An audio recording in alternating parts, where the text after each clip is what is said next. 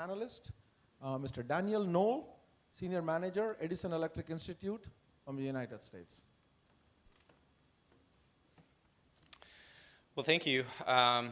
It's a tremendous pleasure to be here, not just because every time I have the honor of being in India, it's a joy, but it was also tremendously difficult to get to India this time because we had a lot of storms going on the east coast of the United States, and so it took about 3 days to get over here. And but there was a tie-in that made me think of this panel wall that was going on because I was actually on a plane over the Atlantic Ocean, connected on Wi-Fi, and I received a push notification on my phone notifying me that there was a power outage at my house, and that the estimated time of restoration was going to be about 90 minutes. And so that was a pretty remarkable moment to be 39,000 feet in the air on a flight, and not only to get instantaneous notification of an outage, but also information on restoration times. And the fact that the restoration time, it's only how many customers were out in the area, and just knowing the topology of the grid in Washington, D.C., a lot of the reasons why that can occur is because of a lot of the investments in distribution automated, in advanced metering infrastructure, and other technologies which are speeding up and accelerating that pace of change. So anyways, that's maybe a lead into my conversation. My name is Daniel Noll, and I work at the Edison Electric Institute, and we are a global trade association of electric companies. We represent all of the investor-owned utilities in the United States and 68 electric companies in other parts of the world. And so grid modernization is something that is very important to our member companies because grid mod is really, in many ways, about the CapEx expenditures of our member companies. In the United States, our companies own 3/4 of the owned assets in the industry, and transmission and distribution expenditures account for about 2/3 of annual CapEx, which is about $120 million a year. So, you know, there's a technology aspect of this, of where do you invest your resources for CapEx, but grid modernization is also a much broader conversation about you know, what changes need to be made in terms of the DNA of companies within the electric utility. And I think I would just echo the comments of our first speaker that there's you know, a tremendous amount of disruption going on right now, and grid modernization is much about how different players in the electricity are responding to that change as it is about the investments in different technologies that they're making.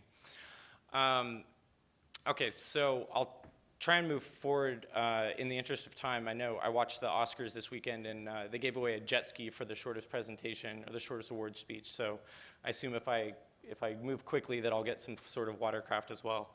Around the world, we hear from our member companies a tremendous amount of consensus about the end goal of grid modernization and transformation in the industry, both in terms of the policy goals that it tries to achieve in terms of decarbonization, in terms of universal access, but also the attributes of that system that any sort of process or any sort of technology is supposed to encourage. So reliability, resilience, flexibility, and the one thing that has really emerged in recent years is a focus on the customer. And so you see it in all of the grid modernization proceedings in the United States, which really focus at the state level, that how things relate back to the customer is of primary importance.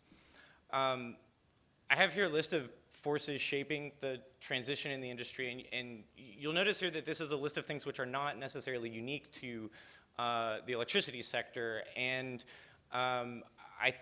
you know, just to take a step back, I think that there are a lot of macro trends occurring in society at the moment that are reshaping industries across the board. And of this list, without a doubt, digitalization and digital transformation is probably the most impactful and the one that is reshaping industries to the most significant degree. So the the figure that every time I think about it is somewhat astonishing to think about is the fact that in the last 18 years since 2000, more than half of the Fortune 500 companies in the world have disappeared due to mergers, bankruptcies, acquisitions, et cetera.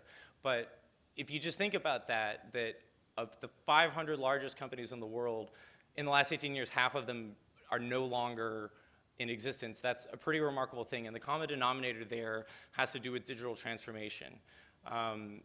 You know, in the electric utility industry, it's the combination of Internet of Things, elastic cloud computing, machine learning, that are going to provide that transformational opportunity, and recoding the DNA of companies to be able to maximize their utilization of those technologies and the benefits that can be derived from them is really the opportunity that grid modernization provides.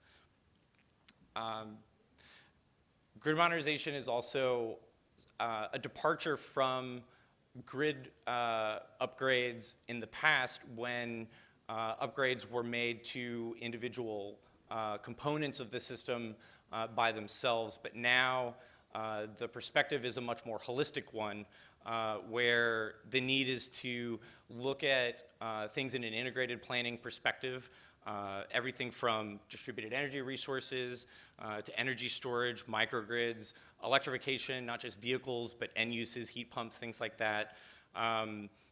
Working not in isolation, but with other actors within your community and within your stakeholder processes as part of smart cities initiatives. Data analytics, incredibly important, and also physical as well as cybersecurity.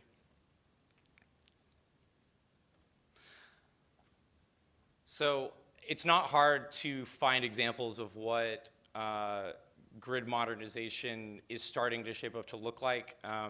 You know, as I was putting this together, just started to pull some headlines from my Google feed of our member companies and some of the things that, you know, they've made the news for recently.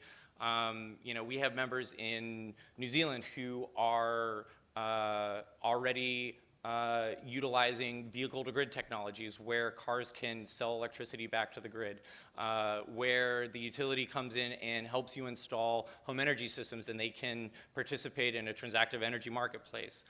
We have other companies that are investing, making venture capital investments in technologies like blockchain, the use of drones and other advanced technologies for surveying damage from storms.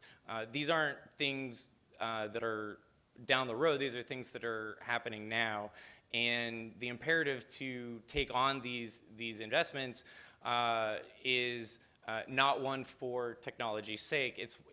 These are things that have been studied and investigated and found to have significant operational savings and significant benefits to customers in terms of energy savings, in terms of information that's usable to be able to interact with energy consumption in a more meaningful way, and to enable more choice in terms of how people engage with the system.